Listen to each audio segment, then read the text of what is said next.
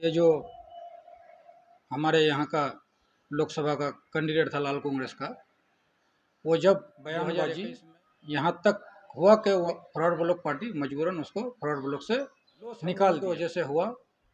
वहाँ पर जब आलोचना शुरू हुआ तो फिर देखिएगा आप लोग कि उसका कांग्रेस के नेताओं के साथ ही विधानसभा का जिसका सिग्नेचर होना चाहिए वो भी है।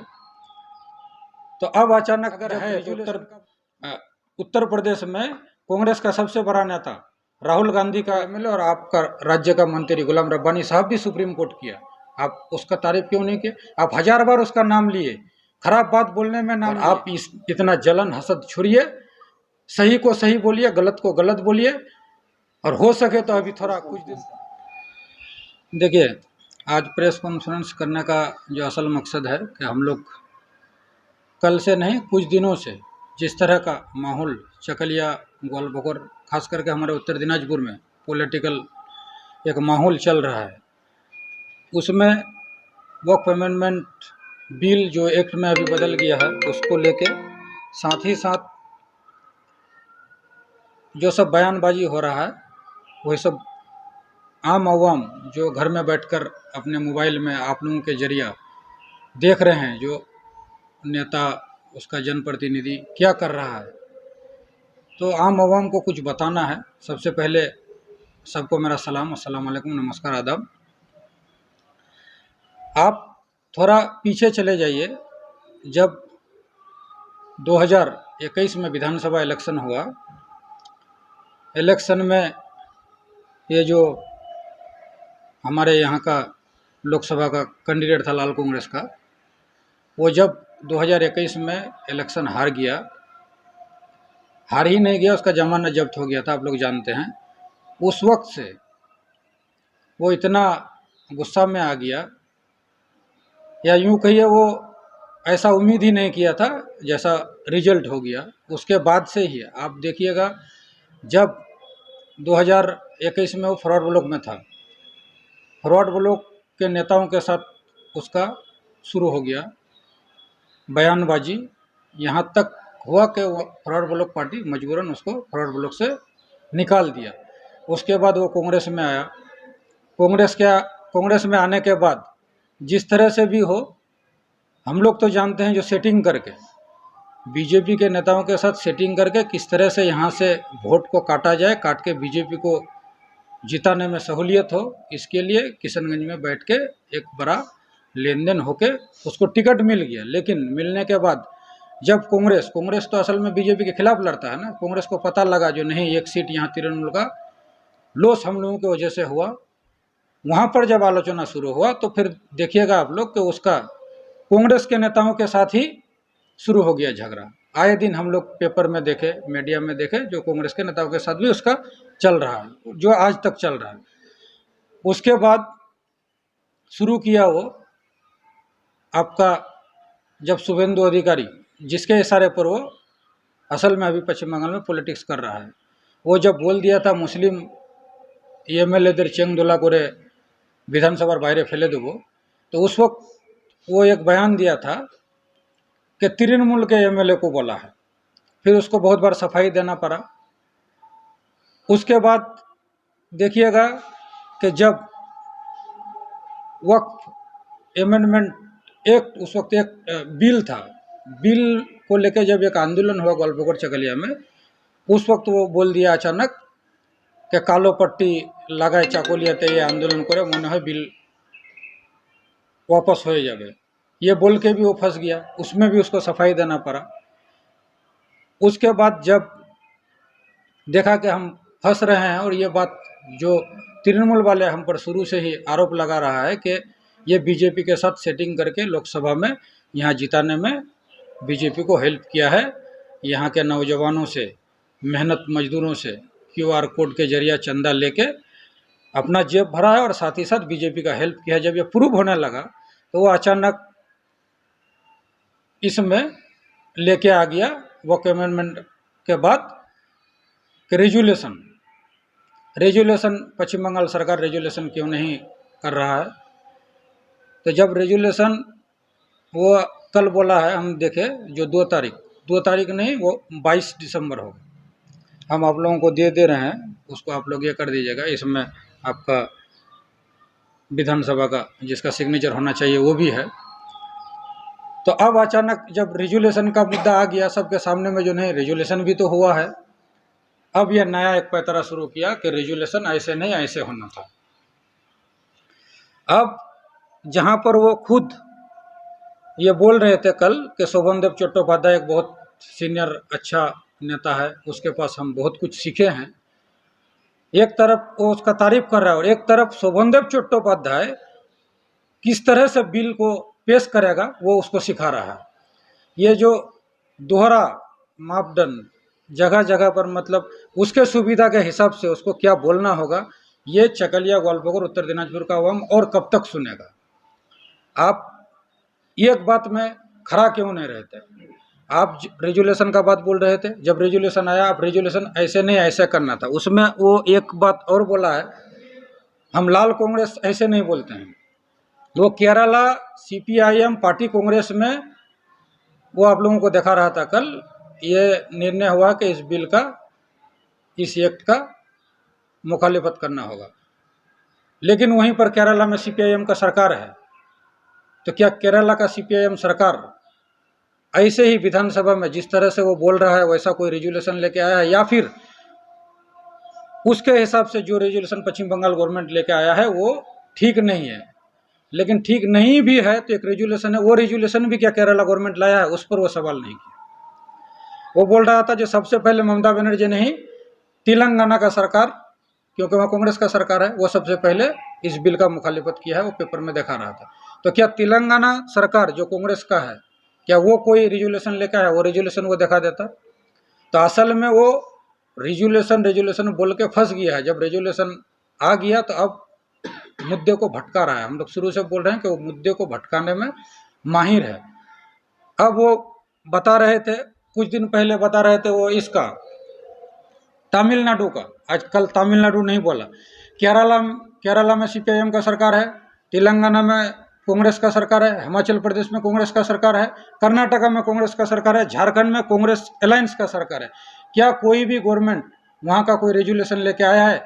मान लीजिए उसके हिसाब से जो रेजुलेशन पश्चिम बंगाल गवर्नमेंट लेके आया है वो रेजुलेशन उतना अच्छा नहीं है जिस तरह से वो बोल रहा है, वैसा भी कोई एक रेजुलेशन दिखा देता। तब अवाम समझ गया है जो रेजुलेशन ये इसका एक बहाना है। ये झूठ को सच करने के लिए कितना बार झूठ बोलना पड़ता है वो देख पा रहा है। असल में आदमी का जब दिमाग थोड़ा कम काम करे तो उसको कम ही बोलना चाहिए, लेकिन वो ज़्यादा जितना बोलेगा उतना ही फंसेगा। ज़्यादा बोल बोल के, अभी वो कल बता रहे थे कि तृणमूल के चुनापुटी नेताओं को जिसको नॉलेज नहीं है वो लोग को यहाँ पर भेज दिया जाए, हम लोग सिखा देंगे। जहाँ आपके पास, हम दावे के साथ कहते हैं कि एक वक्त था कि आपके साथ बहुत पढ़े लिखे अच्छे अच्छे आदमी थे, आज सारे अच्छे लोग आपको छोड़कर चले गए। अभी कौन लोग है रात में 12 बजे थाने आने वाला? आपका सोशल मीडिया कौन देख रहा है? हम बोलने नहीं जाएंगे। जो लोग अंडर मैट्रिक क्या 8 क्लास तक भी नहीं पढ़े वो लोग आपके साथ है, और वो लोग के जरिए आप लोग हम लोगों को सिखाइएगा। आप ऐसा नहीं हो सकता। हाँ खैर, कम ज़्यादा नॉलेज सबके पास होता है, लेकिन इस तरह से घटिया बात नहीं बोलना चाहिए कि हम लोग कुछ नहीं जानते। अगर नहीं जानते हैं तो मुद्दे में आकर डायरेक्ट जो बात होता है वो बात बोलिए। अब वो एक बात और क्या बोला था, जो ममता बनर्जी बोल रही है कि इस कानून को हम पश्चिम बंगाल में लागू नहीं होने देंगे। तो इसका मतलब जो ममता बनर्जी मान गई है कि यह कानून है, तो ममता बनर्जी क्यों, ये तो पूरा बच्चा बच्चा जानता है कि जब पार्लियामेंट में पास हो गया कोई भी आइन तो वो कानून हो गया।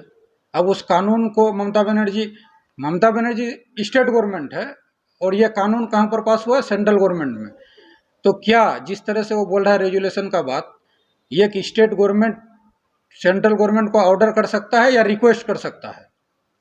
ममता बनर्जी का रेजुलेशन में स्पष्ट है कि जब जिस वक्त ये बिल था, बिल के रूप में था, उस वक्त ये गुजारिश किया गया था कि इस बिल को लेके मत आइए, पास मत कराइए, क्योंकि इससे किसी का हक तलफी होगा, इससे किसी का फायदा नहीं होगा, नुकसान होगा, झमेला बढ़ेगा। ये रिक्वेस्ट किया। अब इसका कहने का मतलब है कि पश्चिम बंगाल में दोबारा ममता बनर्जी को एक रेजुलेशन पास करना होगा और करके ये बोलना होगा कि हम इस कानून को मानेंगे ही नहीं। क्या इतना इख्तियार एक स्टेट गवर्नमेंट का है? अवाम को समझना होगा। साथ ही साथ वो खुद बोल रहा है कि बीजेपी जिस बिल को पास किया है, वक्फ अमेंडमेंट एक्ट को पास किया है, उसको संविधान ये अधिकार देता है वो बिल पास करे। उस बिल को ममता बनर्जी कौन होती है नहीं मानने वाला, और खराब भाषा भी बोला। तो आप एक ही आदमी दो तरह का बात बोलते हैं। एक बार बोलते हैं रेजुलेशन दोबारा करके भेजिए, एक बार बोलते हैं जो ममता बनर्जी कौन होती है नहीं मानने वाला, आप फिर बीजेपी को सपोर्ट कर रहे हैं। तो आपका वीडियो हम देखे, बहुत कल 3-4 आदमी का वीडियो हम देखे, इस तरह का वो बयानबाजी किया है।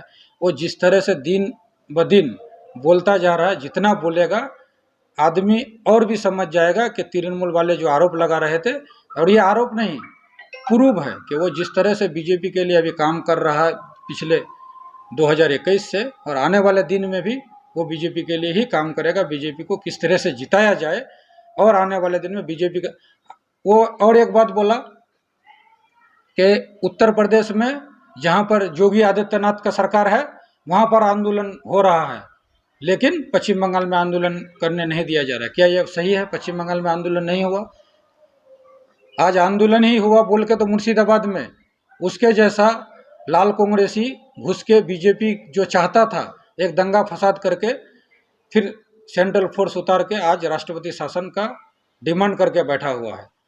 और वो बोल रहा है उत्तर प्रदेश में आंदोलन होने दिया जा रहा है।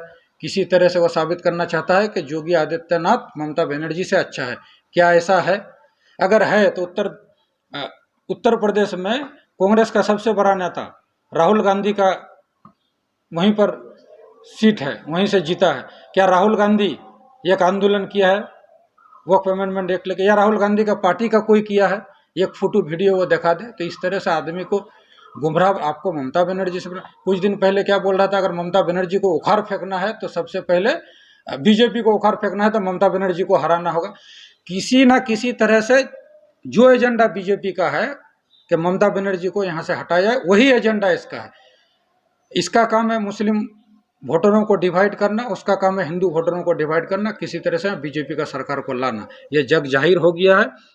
इसीलिए हम आम अवाम से गुजारिश करते हैं कि आप लोग तो सबका सुन रहे हैं और आप लोग देख भी रहे हैं, सड़क में, संसद में आपके साथ दुख मुसीबत में कौन है, और हम लोग जो बोल रहे हैं उसमें कौन सच बोल रहा है और कौन झूठ बोल रहा है। इतना सोच समझ रखने वाला अभी हर आम अवाम है। तो आप लोगों को सोचने की अभी सही वक्त है कि आप लोगों को कौन गुमराह कर रहा है।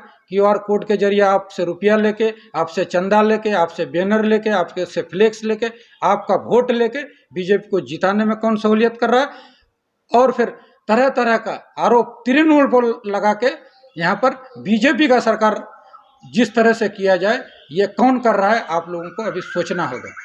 हम लोग स्पष्ट रूप से ये आम अवाम तक रखते हैं, आम अवाम देखे कि कौन क्या कर रहा है। असल में इसका बीजेपी को हेल्प करना ये मकसद तो है ही, साथ ही साथ इसका एक प्रॉब्लम ये है कि वो कल और एक बात बोला था कि महुआ मित्रा का हम शुक्रिया अदा करते हैं कि महुआ मित्रा सुप्रीम कोर्ट में केस की। बहुत अच्छा बात है कि आप महुआ मित्रा का शुक्रिया अदा किए, लेकिन साथ ही साथ जावेद साहब भी किए थे सुप्रीम कोर्ट, हम लोग शुक्रिया अदा किए थे। लेकिन आपका पड़ोसी, आपका बगल का, आपका यहाँ का ग्वालपोखर का MLA और आपका राज्य का मंत्री गुलाम रब्बानी साहब भी सुप्रीम कोर्ट किया, आप उसका तारीफ क्यों नहीं किए? आप 1000 बार उसका नाम लिए, खराब बात बोलने में नाम लिए। वो पढ़ा लिखा नहीं है, वो अगर मैनेजिंग कमेटी के जरिए उस वक्त नौकरी नहीं होता तो वो टीचर भी नहीं हो पाता। ऐसा बात बोलने में उसका नाम लिए, लेकिन क्या एक बार ऐसा बोले जो नहीं, गुलाम रब्बानी साहब भी सुप्रीम कोर्ट की हैं, उसके लिए उसका शुक्रिया अदा करते हैं? क्यों? आखिर आपको रब्बानी साहब से इतना जलन क्यों है? रब्बानी साहब तो आपके खिलाफ हम नहीं देखते हैं जो कोई ऐसा बात बोलता है या आपसे जलता है। तो जलन करके कुछ नहीं होगा। आप कल एक तरह से वो हजारों लाखों टीचर्स जो लोग मैनेजिंग कमेटी के जरिए, हर वक्त एक सिस्टम होता है, पहले मैनेजिंग कमेटी था, मैनेजिंग कमेटी के जरिए जो लोग टीचर बना है उन लोगों को भी, इवन उसका एक सभापति जो उसके साथ ही रहता है, सोशल मीडिया में बहुत एक्टिव है, उसको भी सोचने की जरूरत है कि आपको भी एक तरह से बोला गया है कि आप लोग अगर मैनेजिंग कमेटी नहीं होता तो आप लोग टीचर नहीं बन पाते। एक टीचर समाज को भी वो गाली दिया है। तो इन टीचरों को भी सोचना होगा और आप इतना जलन हसद छोड़िए, सही को सही बोलिए, गलत को गलत बोलिए, और हो सके तो अभी थोड़ा कुछ दिन रेस्ट ले लीजिए, उसके बाद पॉलिटिक्स के लिए पूरा दिन खुला हुआ है।